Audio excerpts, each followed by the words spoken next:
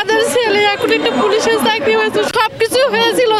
যখন শুনছে যে পিটের ছেলে, তখন থেকে আমার ছেলেকে আর নেয় নাই। বলে বাবা তুমি জেলে কেন ছিলে? আমি সদুত্তর দিতে পারি নাই। আমার সন্তানকে আমি লজ্জায় মুখ দেখাতে পারি না। আমাদের দাবি একটাই, আমার বাবার চাকরি চাই।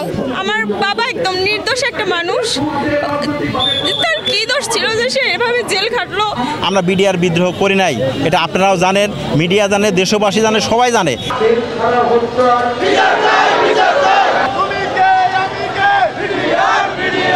আমরা সাধারণ সদস্য, সাধারণ পরিবারের সদস্য।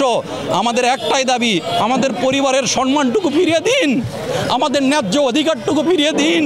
আমরা আপনাদের কাছ থেকে কোনো ভিক্ষা চাইনি, আমরা আমাদের অধিকারটাকে প্রতিষ্ঠিত করতে চাই। আমার সন্তানকে আমি লজ্জায় মুখ দেখাতে পারি না, আমার ভাইয়ের দিকে আমি তাকাতে পারি না, আমার মায়ের মুখের দিকে তাকাতে পারি না। আমরা মানবতার জীবনযাপন করছি। আমার বাবা একদম নির্দোষ একটা মানুষ, তার কি দোষ ছিল যে সে এভাবে জেল খাটলো? এত সবাই হচ্ছে মানে বিদ্রোহী নামে হচ্ছে ইয়ে করে। আমার বাবা তো এরকম নয়, এরকম কেন তাকে ডাকা হয়? আমার স্বামী নির্দোষ হওয়ার পরেও আমার স্বামীকে মুক্তি দেওয়া হয় নাই। ভালো খেতে পারছি না, ভালো চলতে পারছি না। আমরা অনেক কষ্টে 16টা বছর জীবন যাপন করেছি। আমার মেয়ে এখনো বুঝতে পারলো না বাবার আদর কেমন, ছিল কেমন। আমাদের দাবি একটাই, আমার বাবার চাকরি চাই। আমাদের ছেলে এখন একটা পুলিশের চাকরি হয়েছে, শুধু পিটিআরের জন্য চাকরিটা আমাদের ছেলের হয় নাই। সবকিছু হয়েছিল।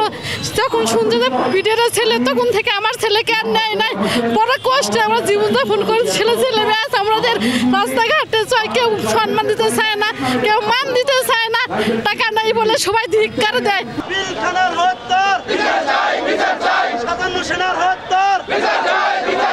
আমাদের মূলত হলো আমরা বিডিআর বিদ্রোহ করি নাই, এটা আপনারাও জানেন, মিডিয়া জানে, দেশবাসী জানে, সবাই জানে। পূর্ণ তদন্ত কমিটি গঠনের মাধ্যমে এই 57 সেনা অফিসার সুষ্ঠু বিচার করা হয়। আমাদের এটা প্রথম দাবি। দ্বিতীয় দাবি, আমাদের যা চাকরিচ্যুত বিডিআর আছে, যাদেরকে চাকরি অন্যায়ভাবে চাকরিচ্যুত করে, তাদের চাকরি ফিরে পেতে চাই আমরা। আমার ছেলে 16 বছর ধরে জেলের ভিতরে আছে, খুব কষ্টে আছে। বাড়ির থেকে টাকা চাই, আমি টাকা দিতে পারি না। আমি কোথা থেকে টাকা দেবো? আমি ওনার যে মুক্তি চাই এবং ওনার চাকরি ফেরত চাই। এই স্বৈরাচার সরকারের হাত থেকে আমরা মুক্তি পেয়েছি। এখন যারা কারাভোগ করতেছে, আপনারা তাদের কারাভোগের জন্য মুক্তির দাবি করতেছি, তাদের মুক্তির ব্যবস্থা করে দেন। আমাদের পেনশনের টাকা আর 16 বছরের মাসের টাকা সম্পূর্ণ নিয়ে আমরা সবাইকে মুক্তি চাই, আমরা সব কিছু ফেরত চাই। আর আমাদের ছেলে মেয়েকে সরকারি চাকরির ব্যবস্থায় আমরা সবাই চাই।